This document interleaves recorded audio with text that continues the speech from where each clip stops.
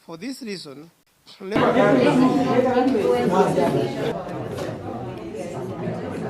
refuse to be used by politicians to engage in violence and hooliganism. The money the politician is giving you will not last, but the effect of their corruption will keep you poor forever. Politicians should not be allowed to address the congregants inside the church, but can instead speak to people outside the church building after the service. 4, church leaders must remain objective and non-partisan and must avoid endorsing or opposing any political party or leader.